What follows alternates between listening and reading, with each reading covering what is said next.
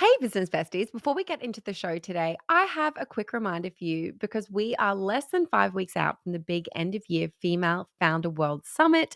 This is happening on the 2nd of November in New York City, and we are just honestly pretty flat out behind the scenes. We're filling this 35,000 square foot space with hundreds of people who can change the trajectory of your business and of your life. We have the most incredible speakers, and I'm going to just reel off a couple of them. I've got the founder of Beauty Blender who's going to teach you how she built that iconic company.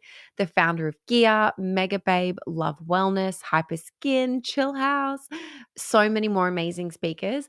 And we've also carved out these really intentional spaces for you, like the Money Lounge, which is a space for you to learn about all things funding and financing your business, but also about personal finance, how to build assets and build your wealth as an entrepreneurial woman. I think this is a conversation that we are not having enough. We have some incredible guides and mentors in that space who'll be available to meet and chat with you. We have Annie Evans from Dream Ventures and Kelly Arena from Golden Ventures who'll be in that space ready to meet and chat with you, as well as more really helpful, incredible people who, like I said, want to chat with you about what it means to build wealth, build your assets as an entrepreneurial woman. If you don't have a ticket yet, now is time. Like I said, less than 5 weeks to go. This is when the tickets really just start flying off the shelves. So if you've been thinking about it, just, click the link in the show notes. Go and secure your ticket. I don't want you to miss out. This is our biggest and best event of the year, and I cannot wait to see you all in New York City on the 2nd of November. Hey, business besties, welcome back to the Female Founder World podcast. I'm Jasmine. I am the host of the show. I'm the person behind Female Founder World, and today I'm chatting with one of the other women behind Female Founder World. We have Natalie Abatamarco. How are you doing, Nat? I'm doing great. You are now entering Female Founder World with your host, Jasmine Garnsworthy. So Nat works on, you do like everything, but we're a media business. So you do a lot of our content, you work in partnerships, and you're also an influencer. I am, kind of by accident too. How did you build your following? I've never asked you this. Yeah, it's kind of a basic story, unfortunately. Nothing too crazy, but I will say it kind of snowballed during COVID. Of course, TikTok had just started, and I kind of hopped on the dancing trends. Really embarrassing. You can go back and scroll and watch me do really cringy dances. But I grew up as a dancer, so I was like, oh, finally something for me. So that's how things began. But once I moved to New York City after graduating college was kind of when I started to capitalize on it, do more partnerships, New York City lifestyle stuff. I was working in fashion at the time. So I would cover things about career, and that's when things started to take off. Love that. Yeah. Okay, so we're going to talk today about influencer marketing. And I think it's really interesting to talk about this from the perspective of someone who is receiving lots of pitches from brands. You are working with brands, and then you also work in partnerships in Female Founder World as well. You're obviously learning from what all the brands are doing on the other side within the community. And so I just thought you would be a great person to have a chat with about what brands should be doing and what they shouldn't be doing and how to stand out, because we hear constantly from founders who are doing interesting things like, hey, yeah, we started doing influencer gifting and we did influencer partnerships, and that's what helped us take off. But then on the other side, brands in the group chat are like, okay, cool, I'm DMing all these influencers and no one's responding to me, and I don't have budget to work with an agency. So how do I actually do this? The first thing I want to ask you about is outreach, which I think is the thing where a lot of people get stuck. It's like that initial making contact and getting seen. A lot of people, their first question is, can I DM a creator? It seems a little bit informal coming from a traditional PR standpoint. That's like the last thing you would anticipate. But from a creator point of view, I think that is totally okay. The main thing you should be focusing on is how you are DMing someone. I think the most important part about sending a DM through the brand account is to maintain that voice. So your branding is really important. Your product should be really important if you're a CPG brand. But every brand that I've loved working with has maintained that really strong voice. So you would know exactly how a Say Beauty would reach out to you. They're talking to their customer or creator in that same voice all the time. So that's a DM that would stand out to me. I think DMs can be a little informal. That's totally okay. I just think that they should get to the point and they should be short and sweet. Yeah. And do you think that it's better to send it from like the brand account? Should it come from a personal account? Ooh, good question. I think that the brand account is always a good rule of thumb, especially I'm not a lawyer, but I think from a legal perspective too, I think it could get messy if you're having girls on your team reach out. I've been in that position where I've been an intern and had to reach out to people from my personal Instagram.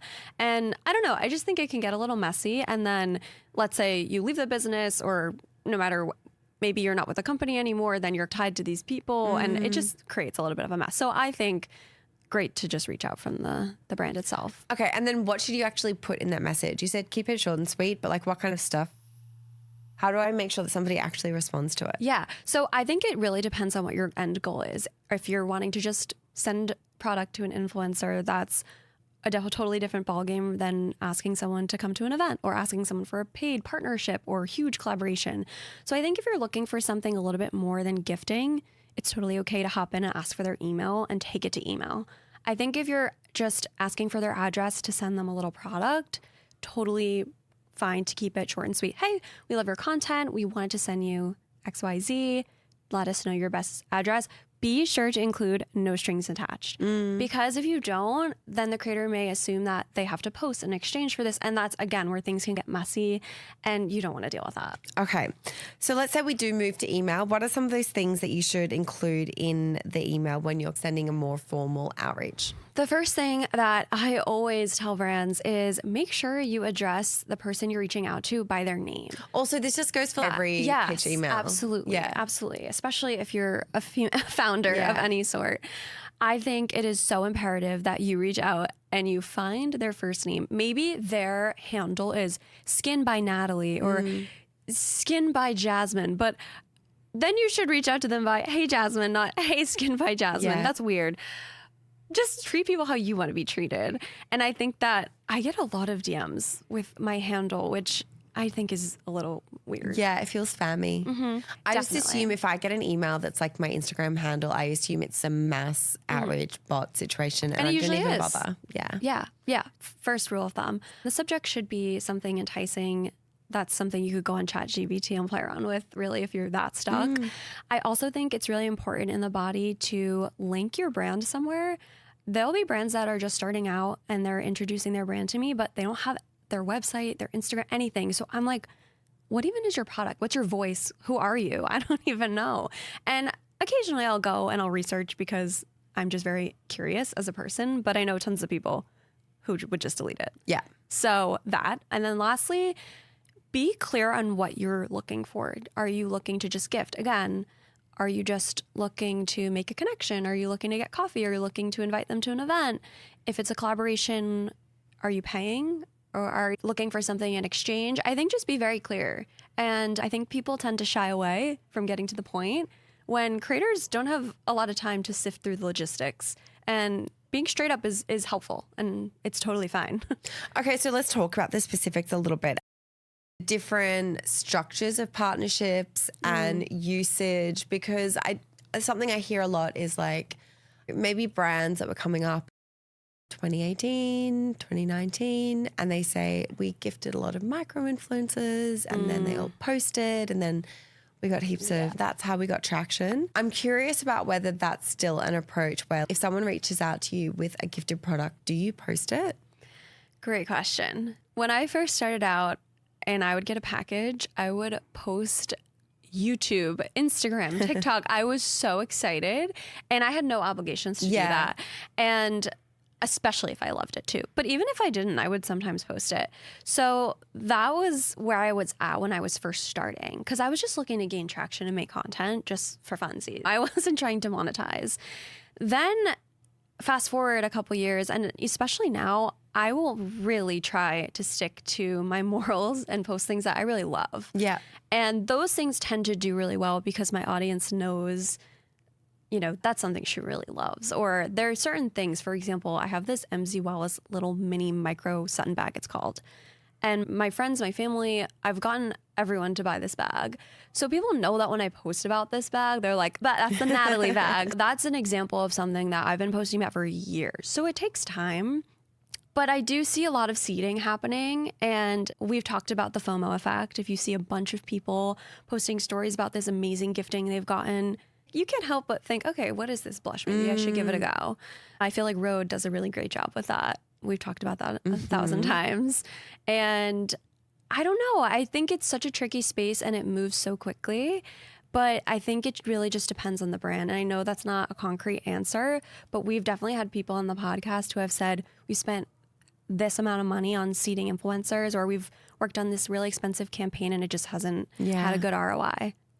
Yeah. How do you know? It's a tricky one. It's hard. You don't know. Yeah. That's interesting to know though. I think you're right. Like it can come down to the product. If it's something that that it already has a bit of like buzz and cult status and like something where you're like really excited to get it, then they're probably more likely to post. Think about what I would. Or if I had some kind of relationship with the brand already or the founder or something, I'd be more likely to post if it wasn't paid. But otherwise, like... Yeah, especially you. And also being an editor, they go through the same thing. Yeah. So for people who don't know, I worked as a fashion and beauty editor for 10 years before I started Female Founder World. So you can imagine like the sheer like volume of products that was coming through. It was so much. It actually makes me feel sick to think how much product was wasted. But the difference was like we worked in an office where there was an editorial team, but then there was like partnerships, HR, admin, finance. And so we'd get all this product and we'd have a beauty closet. Like the beauty editor would take the thing that they wanted to sample and then everything else went to other people on the team. So we would have, sometimes they would do beauty sales and you would pay $1 for a product and it would raise money for a charity. Or I love that. Like on a Friday, we would just put out the product and anyone could come choose what they wanted. And so it wasn't wasted. But now when stuff is getting they delivered. don't do that anymore. No. Now that. stuff is like being delivered to my house and it actually feels like really... Maybe it's because I have a baby and I live in an apartment, but it feels like violating to get these like big boxes with all this stuff in it that I haven't agreed to receiving because I'm on a list. And when it gets sent without my permission, and I'm like, now you've given me the job of figuring out what to do with this shit that I don't want. And I know that sounds really ungrateful, but I don't want to be responsible for wasting all this product. But I don't know people who need all of this product, like skin types. Yeah, I do have that guilt sometimes. And I don't want to be ungrateful, but I just recently moved to a building where I have someone dealing with the packages and they used to just show up at my doorstep. Totally. So now I feel this like judgment. Yeah. And I was like, hey, just so you know, I'm not ordering these things. And I'm like, take whatever you want. But there's no office. Yeah. So do you like it? Do you like it when brands reach out first to get opt-in for gifting, or is it still okay to receive I like stuff? to be reached out to first. Yeah. Okay. Because also living in New York City, I can't tell you how many times I've gotten a package lost. Yes. So if I don't know it's coming and then they're like, hey, where's the post? I'm like, I don't even know you're sending that. Totally. Yeah. So then the ball's in their court and they're wasting money ultimately. Yeah. Okay, business besties, I want to just pause for a second. I've got Natalie here on the Female Founder World team and I want to ask, Nat, are you ready for the holidays? Honestly, no. And I feel like it's coming up so quickly. It's coming up so quickly. And that's why I wanted to take a second to chat about this season's presenting sponsor, Vistaprint. It's honestly the best place to start holiday shopping. And right now, Vistaprint is giving all Female Founder World listeners an early holiday gift, up to 50% off holiday cards, wall calendars, and more. Oh, wow. 50% is a pretty good deal. How do you even have time though for all this holiday shopping? I know, honestly, like I'm usually pretty disorganized, but I've been quite on it this year. And we've also been sending out these really cute thank you packs to different founders who have been on the podcast, speakers who have been at the events. We've printed really cute like little fleece blankets. We have embroidered caps and also stuff for my family as well because, you know, everyone's going to be wearing the Female Founder World merch. Oh, of course. You got to bring the family into it. And I personally love a branded tote bag, but I also didn't know that they did embroidery. That's pretty cool. The embroidered caps are particularly cute. Oh, love that. Highly recommend. So everyone, go and get your holiday shopping buttoned up with up to 50% off custom holiday cards, wall calendars, and more at Vistaprint.com. Use the code HOLIDAY50 at checkout. Okay, let's get back into the show. I will say one rule of thumb or just one trick that may be helpful is make your gifting stand out if you have the budget. Because For example, I was recently on an apartment hunt, and a lot of my content was surrounding that. I love these videos. Oh, thank you. Yeah. It was so much fun. And they were doing really well because I think I organically was having a great time. Hairway, which makes the pots and pans. They had sent me a pan and they were like, we just want to give you a pan. We love your apartment videos. That to me was so thoughtful. And this pan is in like a ton of my videos. Yeah. It's always in the background. That was really thoughtful and strategic. And maybe they're sending out a ton of them. I don't know what their strategy is, but someone handpicked me and that was really strategic. For example, if you are a new mom, something along those lines that is relevant to you, that's going to resonate more than if you're just seeding a ton of influencers. I see girls and guys, I see influencers of all kinds getting PR that I would love to have. And I know that they don't care about it. Yeah. And I'm like, I just don't think that it's as strategic as it could be sometimes. 100%. I think like just knowing the creator, and that honestly just means that you or someone in your team has to be like very online. Because Yeah, how else are hard. you going to know all of these different people, like what their life stage is, what they're interested in? But that's actually the job, and that's what sets this stuff apart. Something that I really liked, I post about my sister a lot. Like I'm really close with my sister. She is not an influencer. She does not have a media company, but we have the same clothes size. We have really similar tastes. We both have little boys. And sometimes a brand will reach out and they'll say, oh, something for you and your sister. Aww. And if someone offers to like, because I often will give my sister the things that I'm gifted because I know that she likes it. And even if I really like it, I'll just give it to her because I'm like, I have so much stuff. Let's spread the love a little bit. But if a brand reaches out and they know that, and I'll post us both in it. Yeah. And I'm definitely way I'll give more you likely. extra content. 100%. 100%. Like I don't even really do paid branded content on my own account unless it's like a female found world brand partner that I want to give extra love to. But if someone does that, I'll post you on my feed. Yeah, as you should. And it's hard to find someone who can find those people. But they're out there. When I was working in the PR space, that's what I was doing. I was like, okay, what's like a pinpoint? What's an emotional ethos that I can latch onto that will make them want to work with us? Yes. What's the emotional Yeah. entry point to connect your product with the content they're creating? I think that's Absolutely. totally it. Rather than wanna just being like, feel- you're a cute girl, here's a blush. Everyone wants to feel special. Yeah, at the end of the day. 100%.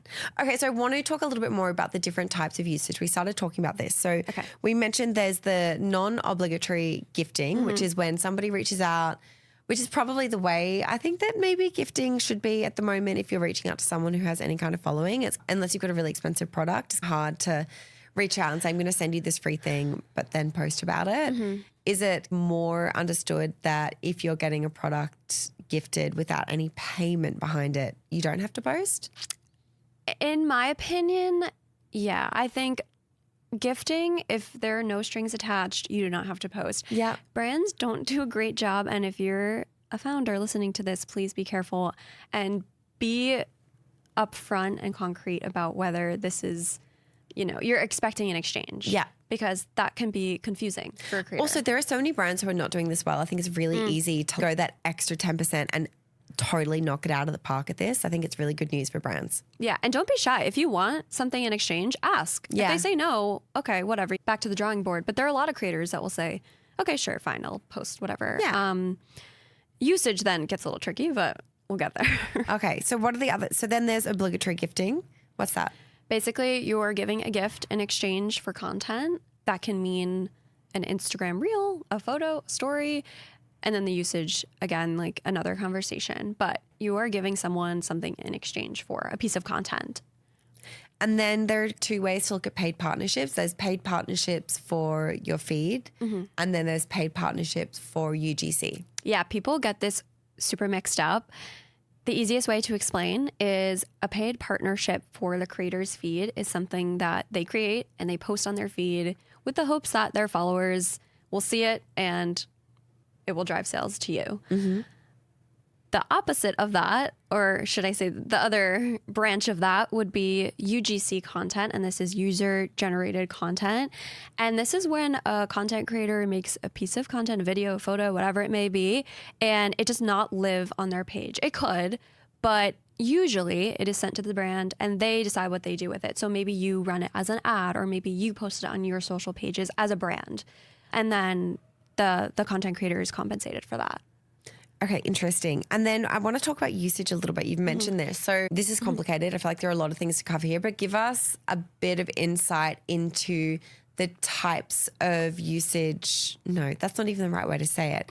Give us like some insight into the things to consider when you're negotiating usage with a creator. Yes. Okay. Usage is so tricky. And I have had, many mistakes, issues. I've learned a lot. And it just to clarify, like it literally refers to the content that's created, where and for how long can it be shared? Yes. Yeah. Exactly. Nailed it, Jasmine. Okay.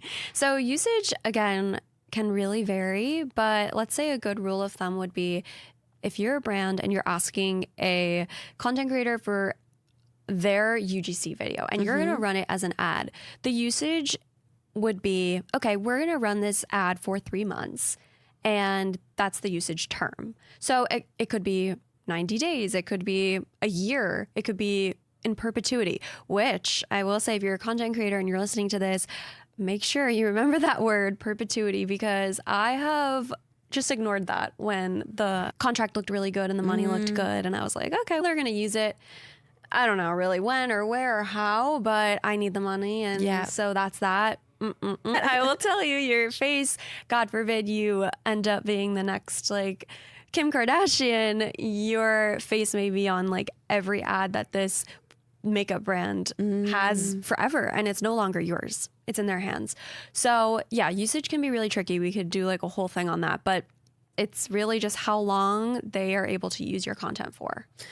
Interesting. And do brands, should we be explicitly calling out that we're using it in paid ads? Yeah. So when I am completing a contract or going back and forth with someone, I will usually ask, will this be in paid ads? Yeah.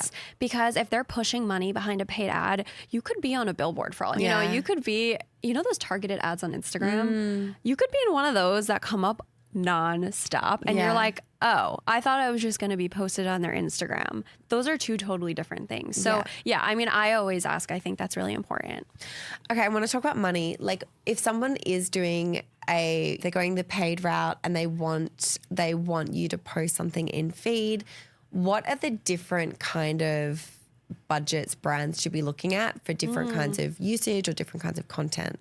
That's a good question. It's so hard because every content creator is so different. I would say if you are balling on a bit of a budget, go for a small creator that has pretty good engagement that you see long-term growth in. Yeah. I will say a lot of brands early on that I worked with kind of invested in me. They were like, we'll give you this product in exchange and that's that. And then it spiraled into paid partnerships. So they took a chance because they saw growth in me and they thought, okay, like this girl is fun to work with and we have a good relationship. So I would think like it's okay to take a chance on smaller creators if you see growth in the long run. Personally, I love following really small creators. Like I trust them more. Yeah. I'll run and buy whatever they tell me to if I think that they resonate with my lifestyle and my needs. But it's really hard to say from a budget standpoint. I will say for usage though, I charge a percentage of the rate monthly and that will vary between what the usage looks like. Interesting. And when I say the percentage, a lot of brands are like shocked by that. But I think it's not really fair to say, okay, we're going to pay you $50 every month or $300 every month because it just depends. Yeah. That's really interesting and really clever. One thing I'm interested in is figuring out how to find creators. And I don't know, maybe it's just being very online. I'm not sure. But is there anyone that you're following that you're like, oh, this is like a really interesting creator in my space who I think is like up and coming? So brands many. should check out. So many, Jasmine. Should we open up your phone and see who you're following? Yeah. Wait, where's my phone? I actually have. So I came from the entertainment industry. So I had a folder on my Instagram called Up and Coming because part of my job was to find, I didn't work in the influencer world at the time. It was more like celebrity. Yeah. So it was more like, okay, who's in the next HBO show or whatever.